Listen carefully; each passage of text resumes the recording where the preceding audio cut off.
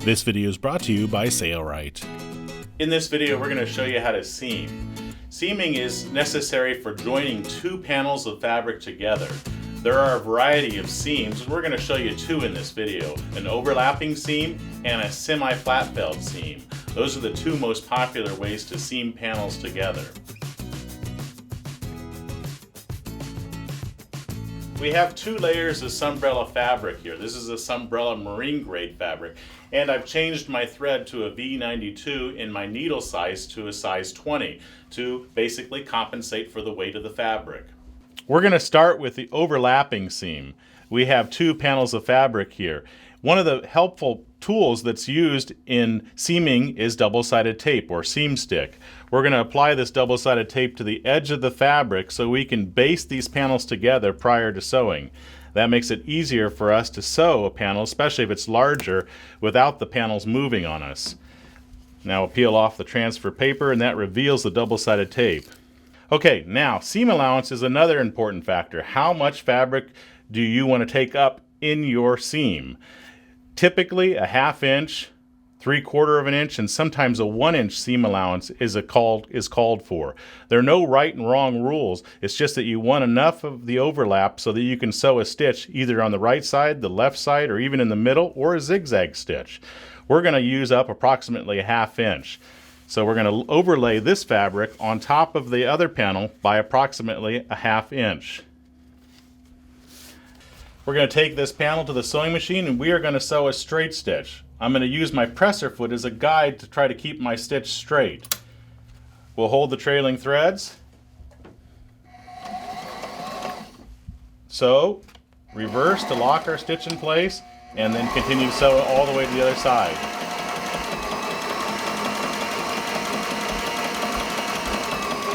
When you get to the end, reverse to lock your stitch in place.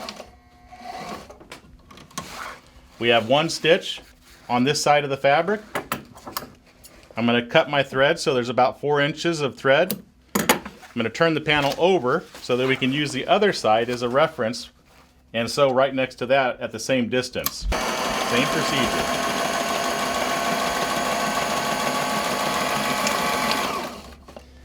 And that's an overlapping seam. You have a raw fabric edge here and a raw fabric edge there. Next, we have two other panels, and we're going to create a semi-flat felled seam. This is a great stitch because it results in only one stitch being exposed to the outside of the fabric, and that stitch is called the top stitch. We're going to use the double-sided tape again. We need both panels, if there is an outside surface, to face each other. So outside surface to outside surface. Then we will match up the raw edges of the fabric so that they are flush. Baste it in place. We're going to use a magnetic guide here so that we can guide our stitch. And we want that stitch to be approximately a 1/2 inch from the edge of the fabric. So we'll line up our fabric with the magnetic guide. We'll lower our foot, hold the trailing threads, and sew.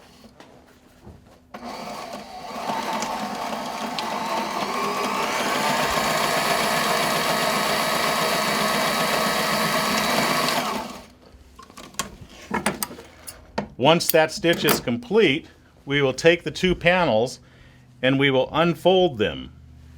Outside surfaces are now facing up. And we will crease the fabric on that stitch, the first stitch that we created. That stitch will be hidden. On the outside, you'll see only a single stitch, which is what is called a top stitch. The bottom side, you'll see a flap of fabric. We want to be sure to sew through this flap of fabric. So this fabric is folded this direction, so our stitch needs to be placed right here. We'll have to remove the magnetic guide because it cannot be used when there's a bulk of fabric off to the right. We're going to use the presser foot as a guide and lower our foot and sew right on that first stitch. And we want to pull the fabric apart gently so that we're sewing evenly and pulling the fabric consistently down the entire length of the stitch.